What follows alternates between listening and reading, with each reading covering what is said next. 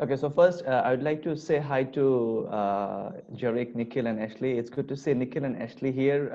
Jerrick, as I mentioned, like I knew Nikhil and Ashley before. I haven't met Nikhil yet in person, but we interact a lot in LinkedIn, and it's really good to have. I mean, you three here. I'm pretty sure it will be an exciting session. Looking forward. Yes, looking for it.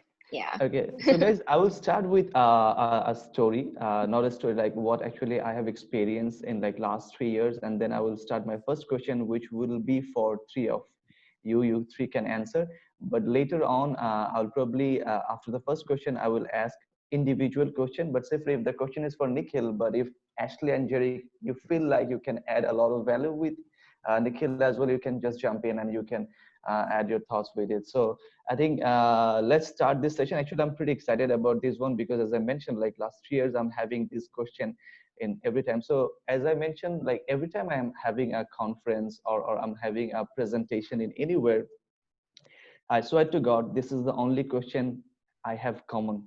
I mean, every session I had, this is the one question people definitely, ask me. And the question is, they said like, Nowrid, today's session, we know about SEO, we know about ACM, paid ads, how to build the personal brand, how important it is to have a website. But I'm a small business owner, or I'm very new to this industry, this digital marketing industry. So can you tell me in layman term that from where I should start? Because I can't get it, this SEO, ACM things. It's just like all in my head and I'm getting confused. So can you just tell me like from where I should start? So definitely there is no specific answer. I know about it, but we always can follow the best, the best thing what we have seen for like different industry. So my first question will be to you all. I would start with Nikhil, that as a SME, what would be the first step to start their digital marketing journey? And how important it is to have the website, or they should have the Facebook business paid ads, or what they should have? Okay, thank you. Um, I think one stuff which I've learned over the last 1 year is that marketing is not about spending money. Marketing is about channels, right? If you have more and more channels which amplify what you are doing, what your brand is doing, and all that, that's a pretty good thing. And over the last couple of years, things have changed, right? Earlier it was a very website and all those stuff, and now it's before that even it was print media, the newspapers and online websites came in. Now it's more about the digital, which is the social media, right? Facebook, WhatsApp, and down the line things are going to change further. It's pretty much important to know that who is your target user base, right? For example, in the companies that I've worked, whether it was Groupon, Fave, or Razor, we were never. I was not in a situation where things were already at the peak. We started from the scratch. Like when Groupon I joined, it was literally 6 months old company. Fave when I was joined, it was doing around 10 transactions in a day. Razorpay when I joined, it started but it fell down, and then it was again had to like restart it. So the realizations were that, okay, identify your users, who's your target market, pick up the learnings, what other players are doing, and don't just blindly follow it. See whether it makes sense to you, right? Whether you are in the e-commerce space where you want to have the visibility of your products because you are holding an inventory. Yes, websites make sense. Although there can be smarter ways to do these days, maybe having a Facebook shop or even the other platforms where you can put up a shop at a better cost. Those are the ones that you can go for. If you are into some other business which is more of a, let's say, service segment where it's required a lot of user education, it's not only the website, because it's difficult and challenging to get the people to your website. Maybe the social media, that's more right way, right? Absolutely. So yeah, steps: identify who is your user base, figure out what exactly they are doing. You can Google, you can find out that segment, that okay, what's their interest area, and then start doing that segmentations, or even penning down that okay, what particular channel suits best for my business, and then go for it. I'm maybe some will say that I'm in the wrong panel because I have not done the digital marketing in the past, right? My wife, we came to Malaysia 5 years back, and she started her jewelry business, and she doesn't have any website, she doesn't have anything, she just sell through Facebook, Insta, and WhatsApp. right? And these are the smart people who are doing it. And I'm like, okay, every morning she gets up and she says, I've sold it. And that's the definition of SME, right? So Right. use your strength, use our ecosystem, and then see what makes sense to you, and try to have like a your own curated channel offline, rather Yeah. than following that, okay, hey, others are also doing, let me do that. Yeah. Yeah. Nikhil, I will add few things with Mm. it later, but now I'd like to go to Jerrick, and I would like to listen what he is sharing about it. Okay. Hi. So probably a story back to the 8 years back. Okay. Marketing is like just what Nikhil shared. Like it's just like a platform and a portal. So most important is you need to know where your audience is, right? Then secondly, you just need to find out which one is the most cost effectiveness. Yeah. So like before I start to step into digital, I actually do a lot of marketing, which is some are failed, some are quite success. So like eight years back, how I bring Exabytes Singapore into Singapore markets, right? So I actually did a lot of funny things. I actually hire model with like 120 of SGD, but sexy models stand in the food court and distribute our Exabyte flyers. Then I actually spend money to printing flyer to put into the washroom or the private toilet in Singapore. So actually I did a lot funny things just to try to reach our audience. Then and now it's like after when I step into digital, then I find out that we notice that there is conversions right there is a cost effectiveness right there. Then that is why I more and more into the digital marketing. So that is why it doesn't matter. You need to go to the website, you need to go to the marketplace, or you need to have an app or something. As long as you're able to reach to your audience, you're just using WhatsApp is good enough for you to do the business. It's just that when you need to scale your business, then you probably just need to look into you need to have proper website and something to have a better appearance. Okay, great. So actually, I'm pretty sure you're going to add some different perspective with it because I know the way you work. So yeah, I would like to hear from you. Okay, cool. I think I totally agree with Jerry and Nikhil, right? Because there's no like starting point, like where should I start? Because different businesses have their different, they will have different starting points. But I think I just want to add on is that before you start, right, it's important to also evaluate your own resources that you have, because it's not because like having a website or like having a social media page is it's not hard. It's just that the hard part is how do you maintain and manage it in the future. So I think evaluate your own resources as in like, do you have someone in your team to help you to continue manage all these assets that you have, or do you have enough budget or things to keep that strategy going? Because like having a website, it's, as I say, it's not hard, right? There's so many like templates out there's so many ready designs and all, you can just plug and play. But the hard part is that how do you maintain the sites, and I think a lot of SMEs struggle is that because they don't really have like a proper marketing team, right?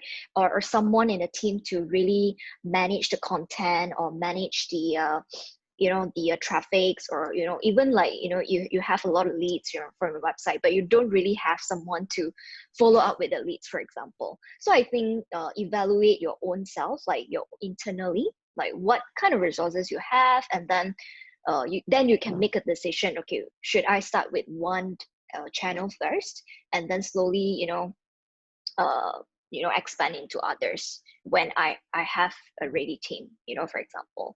Yeah, I think there's no like one magic or strategy to kind of like everyone can apply the same. Yeah, so I think SMEs, especially the struggle is that they don't have a proper teammates, and I think another thing is the struggle of like getting knowledge as well. So yeah, I think keep on going, keep on learning. It's, I think, one of the way as well for all the SMEs owners, so that you understand what kind of team to build. Yeah, so that's just something to add on. Yeah. Yeah, so if I sum it up, I can say like from three of your discussion, there is no specific way where they should start. It can be WhatsApp, it can be Facebook, but they need to identify their target market and they need to do some test and try, and then they need to decide actually where they can start. right? Okay, now Just yes, Nikhil. want to add one more thing. When we say that target market, look at Yeah, consumers, merchants, and partners. For all the three segments, it could be a different way to marketing. Don't just look at exactly. okay, let me just target consumers. But if you do not have enough supply to get your merchants, or even if you do not have partnerships who can endorse you, right? Yeah, And that's where things may there are more permutation combination can come up. So it's a very curated journey. yeah. Okay, so it's leading me to the next question. I have a stereotype mindset. I'm being very, very honest with you. I feel like it's always important to have a website because that's how I see the most of the business are growing. Like especially if I talk about 5 to 6 years back, yes, but now I can see the behavior is changing. But still, I believe it's my personal belief that I feel like it's really important to have a website for SME. Doesn't matter you're SME or you're an individual, you're doing it for personal branding. But what I see, what Ashley said, it's really hard for them to managing the website, leads and content, because if it's not updated, then there's no point of having it. So, but on the other side, what I realize when I talk with people and SMEs, the main challenge they're facing, making a website is becoming so expensive for them, and they don't know like how to play with the back end, like how to manage the page and update it. So my question is to you, what do you guys think? I mean, being very honest, like how important it is to have a website for SME business, and if they should have a business, can you just tell us one platform, like from each one of you, like they can use and they can make their own website easily? So I can start from Ashley, please. Okay, cool. I think having a website definitely is the most important thing because website is a key digital assets, if you ask me. But like what I mentioned earlier is that managing a website is really not easy because you have to keep the content fresh all the time. And also especially if you want to build a website that helps you to generate leads, then it's even harder, because a lot of time I think I've seen a lot of Malaysian websites is that they just built just to put in their company profiles and their about us, the contact us, but not really utilize the website to help them to generate sales and leads. So but moving forward, as what Nowrid mentioned, is that the behavior have changed. Consumer today no longer just go to a website to find one information, but usually their expectation is that they want to know furthermore, not only the product details and all, but what other benefits and content that you can actually provide them, actually, especially the free value thingy, right? So this is the hard part for SME, because if you notice, right, building a website, it could be very easy and it could be very, very difficult. The easy one is that you can just buy a template and plug in the content and you're good to go, right? But the hard part is that what I mentioned is the managing it is you need to keep on bringing content. And if you are really using website to help you to generate leads, then I think you not only need a designer, but you need a content writer and you need what I call it, a marketing specialist, because content writer is just able to help you to beautify your copies, but you probably need a marketing specialist to help you to kind of structure the content flow, because you have a good content, but if you don't have the flow behind, what you call it is like a conversion flow, basically you can't able to get a user to take an action as well. So if you notice, right, if you to build a proper good website, you probably need a few different specialists, right? And you definitely need another developers as well, because I think developers actually helps in terms of like the back end structure and all, especially the CMS part, like how easy for you to upload the content. And when we talk about website, I think that's another things that we will link it to, which is SEO, like to help your website ranking, because no point that you build a website that people couldn't really find it, right? So that's why a lot of people struggle to build a site that able to help you to push up the ranking as well. So again, you need another specialist, which is SEO. So but for SME, it's like it's too costly, to have so many specialists in a team to build a website. So I would say for a start, SME, if you if you're not doing selling, or if you're not generating any leads, from a website, I think you can start from like a social media page, just to build your brand and to build the awareness, and slowly expand it to a proper website, right? But if you're looking to like, immediately generate leads, or especially if you're in B2B, I think it's important to have a website, because B2B is slightly different, because B2C, you are still able to tap on other channels like social media, Facebook and all this. But for B2B, it's slightly harder, because people need more information, in order to change their decision and all this. Yeah. So I would say ultimate goal is to have a website. But for a start, maybe you can start from social media pages, just kind of expand your network, and then slowly, to build a proper site. Yeah. So this is just my thought. Yeah. Jerrick, you'd like to add something with Ashley? Okay. Yeah, it's like what Ashley mentioned. Somehow, to design a website is easy, but to convert the audience into the sales from a website is something that not easy to maintain.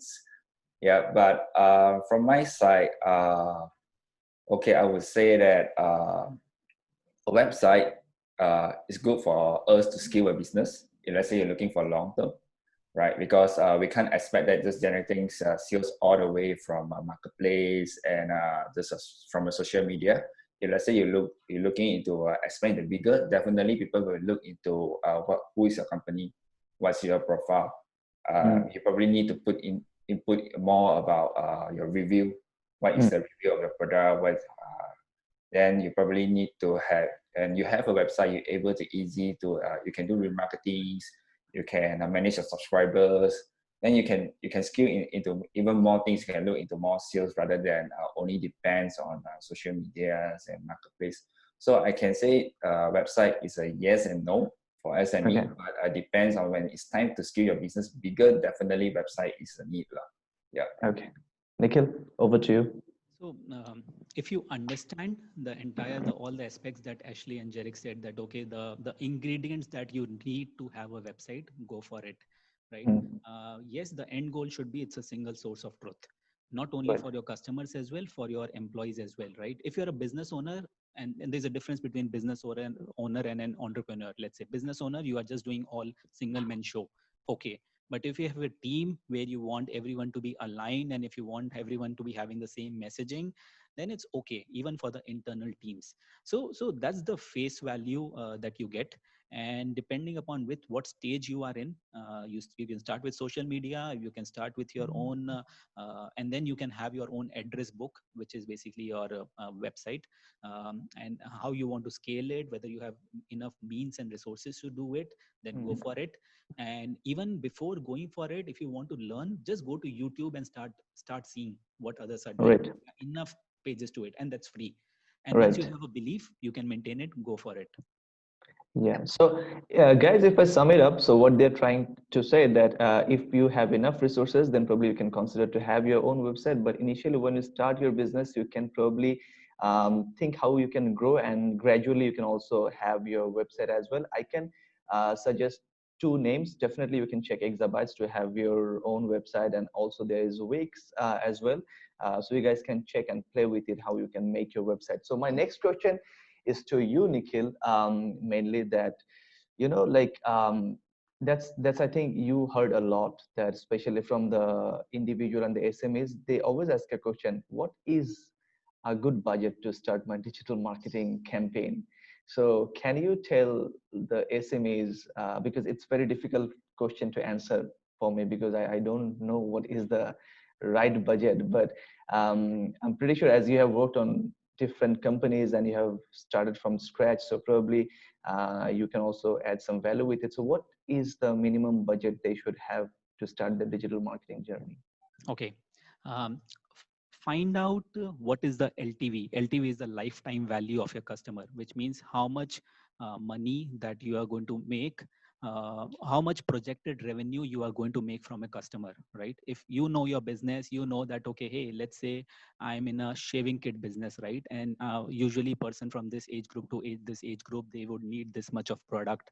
You can find out that, okay, hey, what is the maximum revenue I can make? From there, you can do a you can pen down that, okay, hey, how much percentage of that revenue I can allocate as in the form of budget, right? Some businesses, they literally operate at very high margins, so they have like good headroom space to actually operate. Some businesses, they literally operate at very thin margin, so you need to actually pen down, and you need to actually go very lean in that case. But ideal scenario is, yes, how much I'm going to make money from the customer in terms of profits, and then after deducting all the taxes, salaries, everything, what's the right figure that I can start. If you don't have an answer, and if you're lazy to do the maths, you can start with, let's say, 10-15%, right? Do it over Yeah. a month, see whether the business economics makes sense, find out whether you can optimize it if you are hitting the target, right? If you're hitting the target, then whether you can optimize it. If you're not hitting the target and you're still bleeding that much of money, then you need to find out, open up the second door, right? Right. So and things have again changed a lot. If you use some case studies of 5 years old and 10 years old, or maybe 2 years old as well, this MCO is also going to show you, introduce you to the smarter ways to market yourself, because behavior is changing. It's not about billboards. It might not be about billboards. It might not be about some old routines that were set practices. It's more about now the social one. There are some smart content is free. You can even use that. Even linking to the previous question, if you cannot afford the resources, you can go for shared resources, right? Right. And then take some investment and see whether you are doing well with that investment, or doing bad. Okay. So Ashley, you'd like to add something with it? Yep. Okay. So back to the budget. I think this is always the concern, right? Definitely. I think even you are small businesses, I think it's important to allocate some marketing dollars into digital channels, because if you notice, right, digital marketing kind of like the scenes kind of change, back, compared to what we have 8 years ago and now. Because 8 years ago, it's so easy to get attention from our customers, like, I mean, from our audience. Like, we just need to put a banner, and we can get a lot of traffic from them. People really click on ads. But today, right, it's really, really different, because your user today exposed to so much information already, and to get them to really click on your ads to find out more, it's really, really hard. So I think you need to stand out from there. And if you purely relied on organic growth, it's a bit slow today. So everything is about speed, right? So you need to really allocate some budget. But how much exactly should we, put in or invest? I think this one is back. It's not a question to people, but it's a question to yourself, actually. As a business owners, you have to understand that on digital, because everything is trackable and measurable.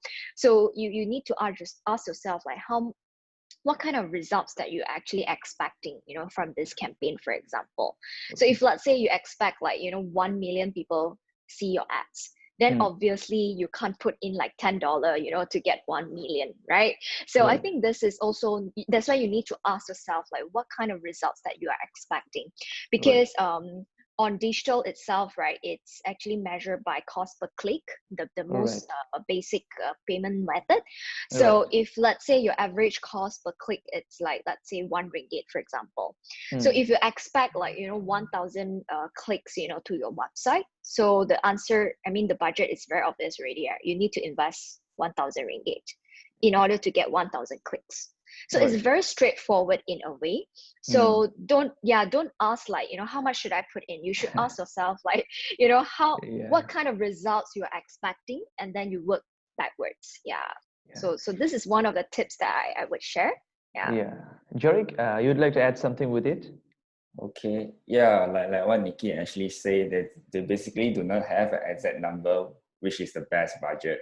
So the lowest budget I did before is as low as just 400 ringgit per month, and they get a good result. But also depends on what business line they are doing, right? So like Nikhil really share good things where you look into the lifetime value, right? So yeah, and also the return on expense, and also the margins of products. Yeah. Then also because of high competitiveness right now, because of when the MCO starting, right, everyone try to digitize their product to online, right? But honestly, we are getting more people to to go online, then we have more competitors right now online. Yeah. So yeah, it won't be cheap soon, right? So yeah, it would be best to be start early, honestly. Yeah, I mean, honestly, like these are the question I always hear from the people, and I don't know exactly what should be the answer because there is no specific answer, and I know people are expecting the specific answer from us, like 500 ringgit, 1,000 ringgit, and you cannot just say like that. Okay, you start with 500 ringgit. Okay, now going back to the next question, I will start from Jerrick, and this is another question from the audience. So they said, okay, I run ad but what are the key metrics I should see? So when I'm running the ads, so Ashley said, okay, probably per click will if cost you like 1 ringgit, then probably after if you spend 1,000 ringgit, you might get 1,000 clicks. But what are the core, I mean, key metrics they should follow? Clicks, sales, brand awareness, and if it's brand awareness, then how they will evaluate. So Jorik, please, can you tell Okay. us? Yeah, so it basically depends on what your marketing objective is. If let's say you are doing brand awareness, then probably you need to look into the frequency of the ads and also the ads branding lift up metrics. Yeah. Then if let's say you are looking for sales, definitely you need to look into the conversions and ROAS. So it depends on what your marketing objective is. But I believe most of the people are looking for sales definitely, right? Okay. So conversions and ROAS is a must. So we have campaigns that honestly we have bounce rate up to 80% of bounce rate, but it turned out that they have the best conversions and the best ROAS, which is unpredictable. So try to look into the key metric we do. As long as that campaign bring you the best sales result and best ROAS, that's going to be the best campaigns. Yeah. Then try don't be confused with too much metrics. So always look back what is the marketing objective, then look into your key metrics. Okay, Nikhil, over to you. I'll answer this question with an example, right? Actual case study. So let's say when we started Fave Pay, in the initial days, it was all about acquisition, right? I had to acquire the customers, and my cost of marketing used to be for every $100 I was spending around $33. Now that sounds like wow, that's like 33%, but the absolute value is low. It does not mean that I was spending on 2 million customers or 1 million customers. Maybe I was spending on 1,000 customers, and for $100, 33, okay. Very quickly I had to change the gear and start optimizing from $100 to 33% to 25%, 20, 18. And after 8 to 10 months, for every $100 we were spending around $1 to $1.5, which is that much, right? And it's again because by that time you have acquired a customer. Now, rather than just acquiring again and again, and then you are not retaining your customers with your campaigns, with your the way you do the campaigns, which can be transactional campaigns. In that case, hey, transact 10 times and then you get gratified, right? Initially transact one time and you get gratified. So the journey was from acquisition to retention, and then by that time our focus changed, that okay, you know what, it makes sense to keep on driving the retention and increase the LTV, which is if they were spending in a single transaction, if they were spending 30 ringgit, how can I get them to spend 35 or 40 ringgit, right? So same number of customers but more revenue from them. Right. That fits for in that sort of business. So again, don't expect that you will have like 5 million or 10 million customers.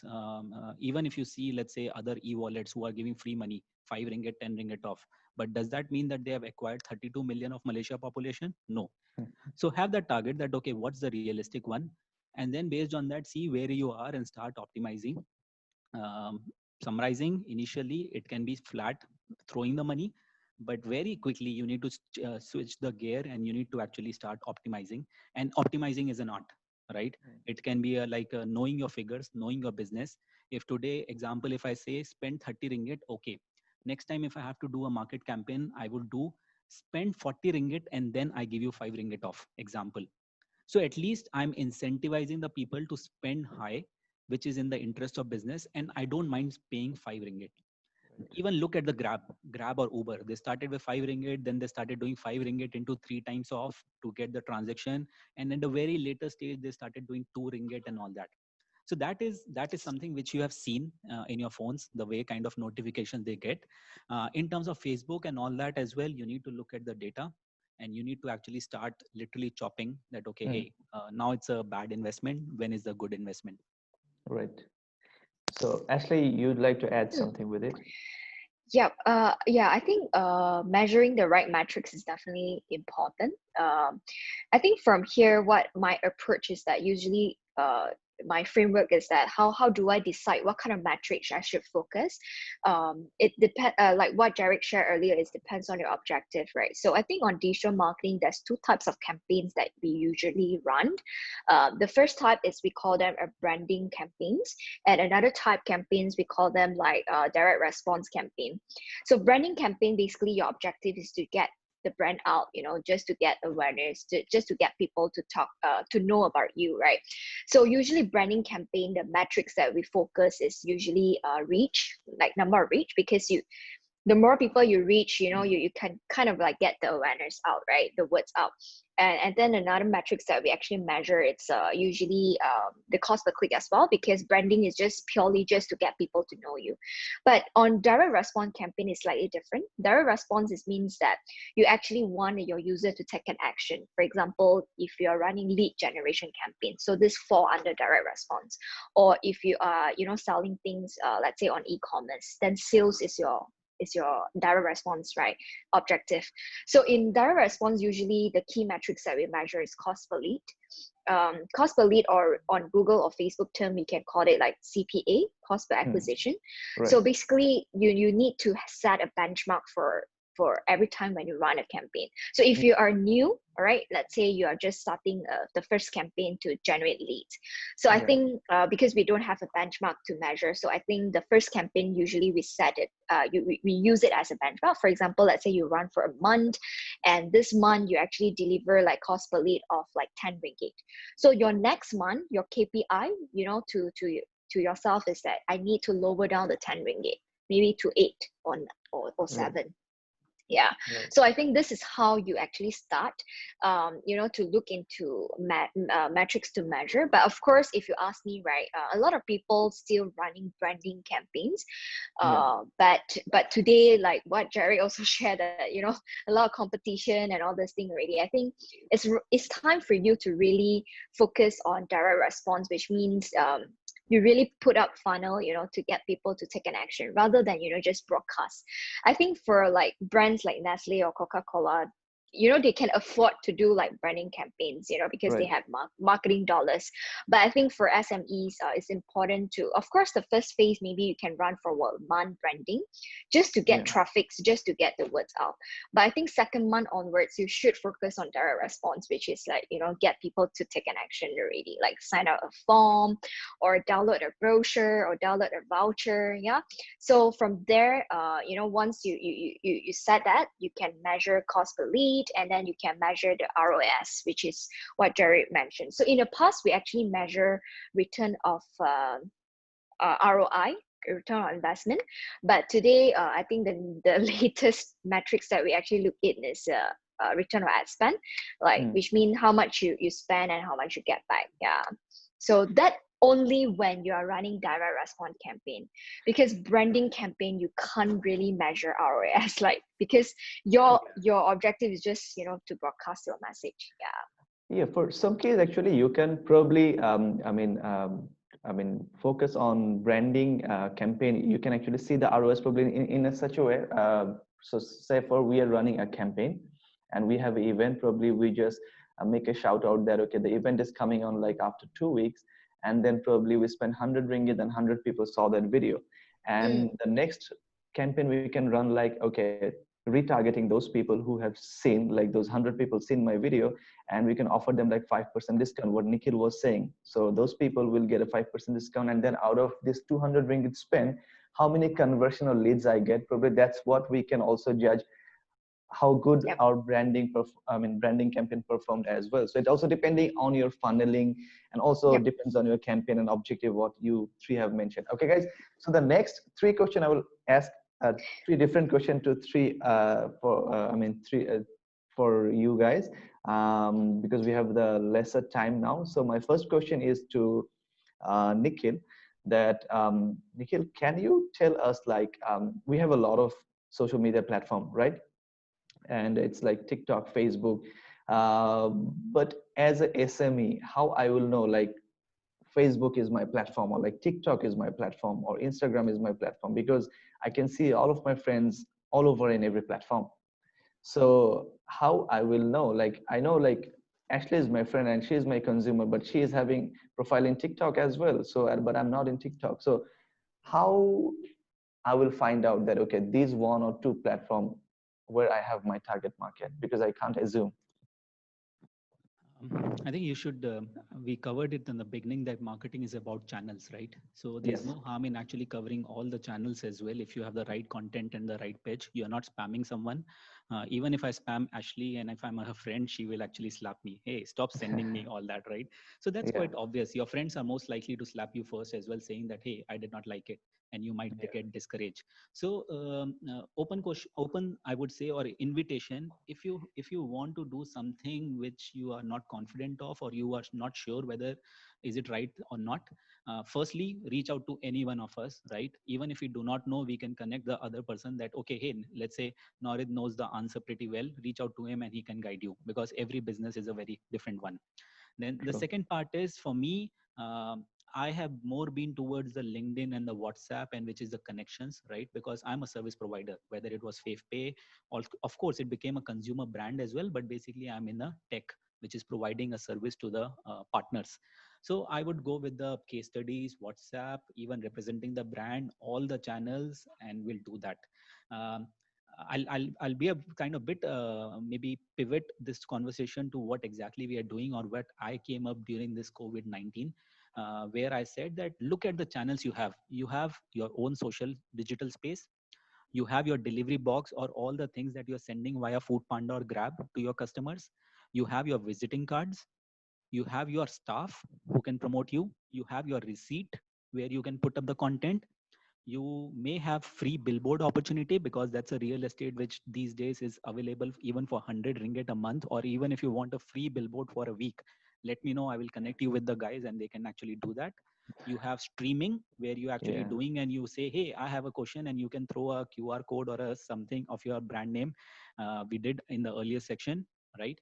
You have press release, where again, how you can put up a QR code, and then suddenly people start sending that over the WhatsApp and all that.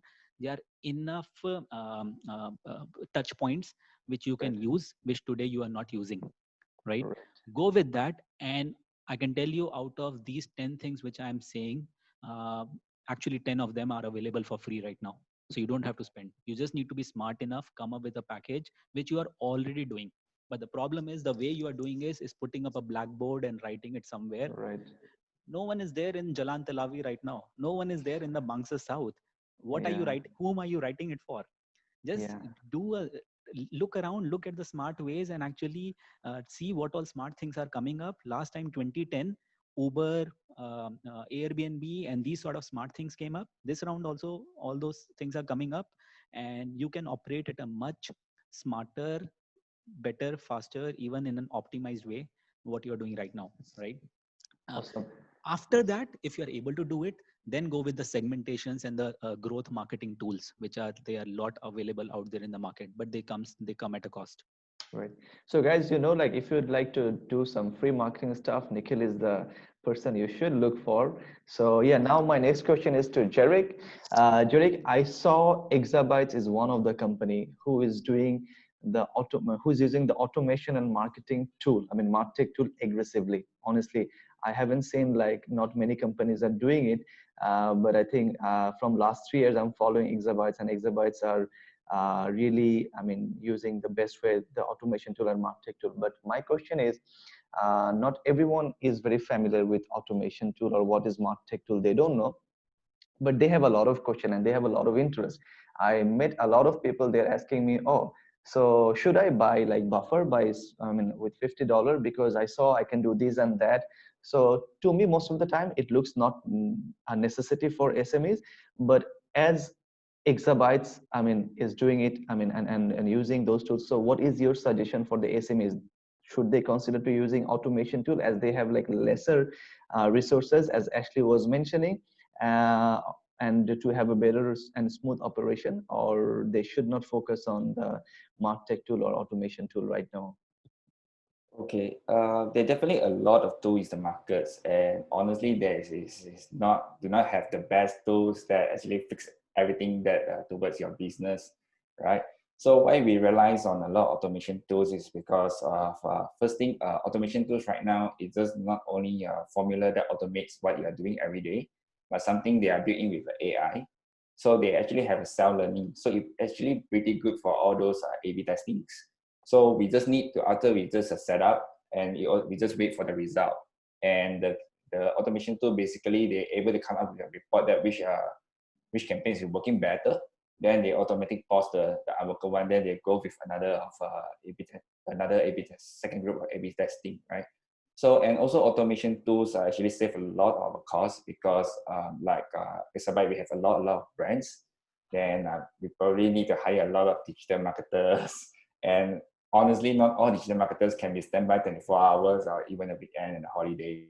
But somehow when we come up something like strategy or something, sudden campaigns, right? So we need all these automation tools actually to reduce our workload. Then honestly, we honestly, even you as digital marketing, of course, we need to look at the metric. But most of the time, we believe that marketers still need to spend more time, think about the strategy, think about the contents. That is the most important things. Okay, yeah. So you're suggesting to use automation tool if they have lesser resources and if they can get, if they're sure like they can get best out of that, right? Yeah. Awesome. Okay, actually, my next question is to you, which is something similar what Nikhil has answered, but I'd like to listen from you. Like, I see like SMEs, the small business or like the who are new to digital, they don't want to spend money. They're desperately looking for like organic reach. And some people ask me like, can I run Facebook ads for free or can I run Google ads for free? I'm very, I mean, sadly saying no, but No. like if anyone wants to get the organic reach from social media or from digital marketing, I mean, how can they get it? Do you prefer to suggest any platform or any strategy? Yeah. Because I know you work very closely with the clients about these things. Yeah. Yes, I think first thing first, definitely understand that not all businesses have marketing dollars to spend. But again, organic reach, it's kind of a long-term thing, and you can't really see immediate results. If you ask me, right, in order to grow your organically, I think the first platforms that you should really pay attention to is on Google, because I remember I saw one statistic saying that the first touch point today when a consumer wanted to find out a new product, they will go to Google search, right? So I think ranking your website on or appearing any results on Google on the first page is superly important today. So if you really want to have like organics, number one, I think you should, not sure if you guys have heard of this tool called Google My Business. Yep, it's a tool that actually by Google, and it's a free tool for business to actually list their business details or business information on Google Maps. So I think all of the businesses, no matter you are in what kind of industry, it's important to have Google My Business account today, because the first touch point is on Google search, right? So when people are searching products related to what you are selling, you are immediately able to show up on the first page on Google. And this is really important, right? So, and the best part is that Google My Business is totally free. I kind of like audit one of my clients' Google My Business before, like their account. And I realized that they have like 20,000 searches over like a month. That is crazy. I mean, the client is in retail, retail business and selling laptops and all this, but they are actually surprised that so many people actually find looking for their products on Google. So and they never really optimize all these results before in the past. So it's a bit of waste actually, so you should pay attention to your Google My Business account for those who already have, because your traffic is actually from there today. All right, I think number one, you can leverage on tools like this to help you to kind of like improve the organic awareness. I think the next one is definitely we are talking about SEO, because ranking your website, right? But SEO, again, some people might need a specialist to do it. But if you ask me, right, you can actually do it yourself, because on SEO we have like two parts, to take care. One is the on page, and one is the off page. On page, definitely everyone are able to do it, because you just need to optimize, your title tag.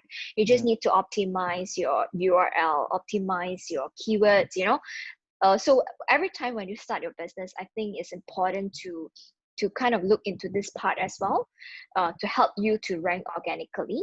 And I think there's, in the market, there's so many free SEO tools that you can actually leverage on. Yeah, I think that ones that I actually use it and it's free. Okay, I'm talking about free tools right now.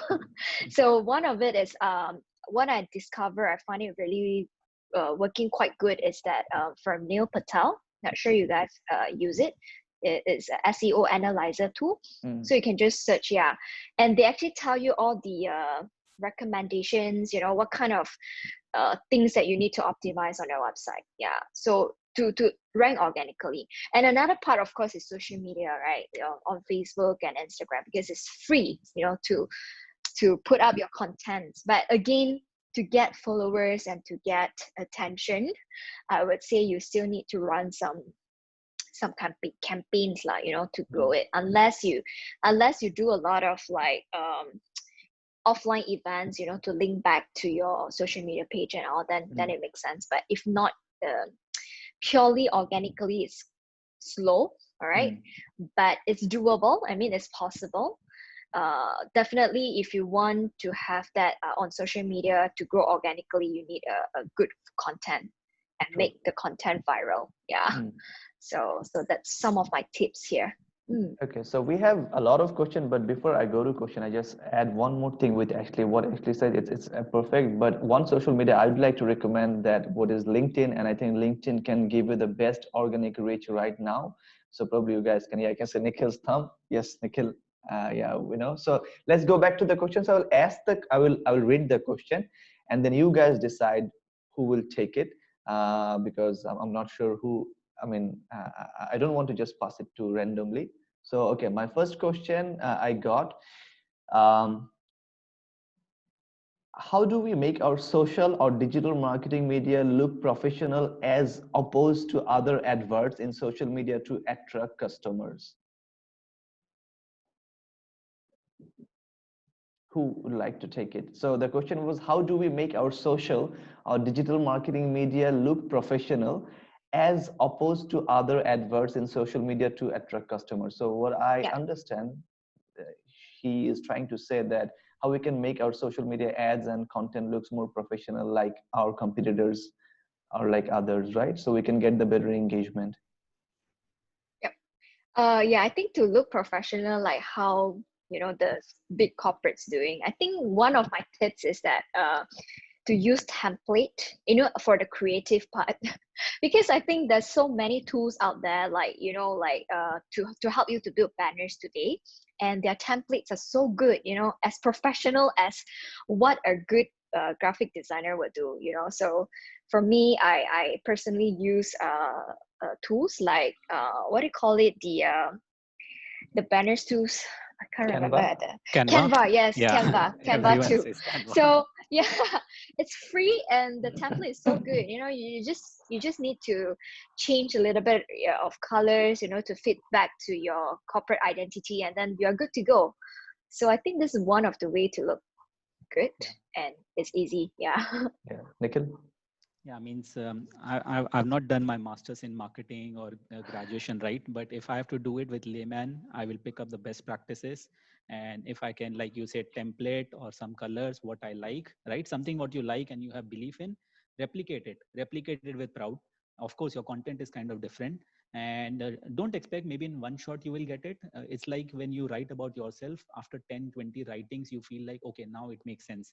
And trust me, after 1 month, you will be like, shit, I wrote so bad last time. I want to change it again. So keep working on that and see how you are getting the traction. And that's how you can do it without burning any money. Jerrick? For me, I still trust in content. So honestly, as long as the content able to attract your audience, you're able to solve their daily problem, all this, and they engage with you, I believe that that is considered a good professional content, honestly. Yeah. Okay. I think I just want to add on. I have another tips is that always learn from the best. Like you look out for a good, like maybe competitors of yours, look up to them, like if they are Hmm. doing good, just a lot of time I think on right now today, you don't have to be creative in that sense. I mean, a lot of time you can just, tap on what others are really doing and then True. just, modify yourself, to make it better. Yeah. True. I think the next question, I'm pretty sure probably we can start with Nikhil. Can share how I leverage my LinkedIn contact to market my consultancy service with better storytelling?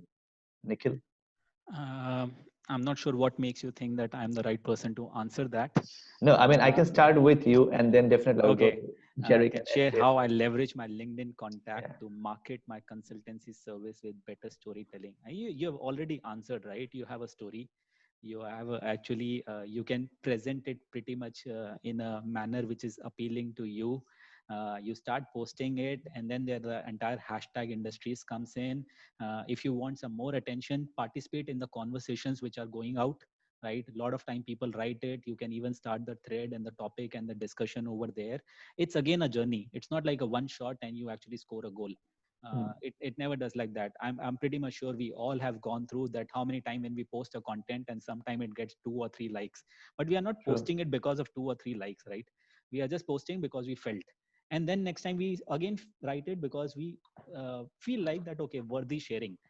hmm, Like it or do not like it, really don't care. I'm pretty annoyed these days when someone is overdoing it, yeah, and then I'm like, I don't want to do that. I would prefer to actually break the barrier and actually do something of again from the scratch. And it's like a true, dartboard, right? You keep on hitting the dart and one goes at the center, and that's it. You don't need to be like a LinkedIn sensational person where every post of yours get 5,000 likes, right? yeah, going trending or like, Yeah, yeah, that's like you are wasting time if you're doing that, yeah, right? You see big business houses or the big entrepreneurs or the corporate senior people, they are not on LinkedIn and they are doing this. They are doing the business, and yes, when they, it makes sense, they share hmm, their views, right? So choose the right path rather than thinking that, okay, overdoing is also not a very good thing. true. Jerrick? For me, probably because of LinkedIn, probably we won't spend a lot of time on LinkedIn whole day for the whole day as much as social media. So since you have those contacts, since like you have their emails, you have their phone numbers or something, right? Try to retargeting them back in through email marketing, or try to retargeting that through social media. You have a lot of story, tell them that, right? You probably can have videos and so on, and try to retargeting them through all those Instagram stories and so on, right? So not Yeah, definitely need to be only reach back your audience through LinkedIn, right? okay, okay. Ashley? Okay. Personally, I'm not actually using LinkedIn to do a lot of posting and all because I'm not really a content person. But I find LinkedIn very useful is that, to connect with people that, in your industry and all this. And I personally use LinkedIn to kind of like make friends with people who are in my industry. And I find it very, very useful. I tried using LinkedIn, the premium account before, the Hmm, sales navigator tool, to kind of reach out to B2B to get leads. right, Yeah, I think you are able to because they're good in terms that you can reach out to people by business industry, by company size, by what do you call it, the position of that person in the company. So it's make it very easy for people to reach out in terms of B2B, right? But I don't know. I think it's a Malaysia thing because I have friends in US saying that they use LinkedIn purely to generate leads, B2B yeah, leads. But in Malaysia, I tried reach out, I tried writing cold emails, and all this. But yeah, I don't really get the response that I want. I mean, people don't really respond to me. okay, Yeah, I think this is kind of like just Malaysia culture. Culture is not about okay. the tool or the platform. Yeah. Okay, so I'd like to add one thing with it because I mean, sleep, drink, and live in LinkedIn. So I feel like if you'd like to reach your target market with LinkedIn, you should focus on creating content. And what Nikhil said, if you are creating content to get likes, or if you'd like to tell people that how you have grown 4,000 to 16,000, you better stop doing it. No one gives a shit about like how you have become like a superstar, because no one wants to see the superstar. Everyone wants to see how you're bringing the value. If your content is making impact to one person, Yep. that's like good enough. So stop giving those shits like how you have done this and that, rather than just try to add value. And that's how you can actually, if you create the content, what is adding value to others, that's how we can reach the target market eventually. But you need the patience. If you expect like today I'm going to post one video, and apart from my mom and dad, other 10 people will give likes to my content, which will not happen like immediately. It takes time. Everything, I mean, going through a process. So I think we don't have much time, and I can see the beautiful face of Lauren here. So Lauren, thanks a lot. I think we are kind of like done. Yes, I'm here to be, the wet blanket on this party here. I'm so sorry, but we're gonna have to cut things short now. But we have a lot of questions, so if you guys could like answer this after the session ends, that would be wonderful. But Sure. I think on behalf of Exabytes, we just like to thank you, Nowrid, Jerrick, Nikhil, and Ashley. Thank you so much for giving us a lot of advice, and ideas on how SMEs can really get their business out there and really thrive in the face of the pandemic and after that as well. So on behalf of all of us, thank you so much, and thanks for joining us. We'll see all of you very soon. Thank you. Bye. Thank you. Bye-bye. Thank you, Thanks, guys. guys. Thanks. Bye. Bye-bye. Exabytes.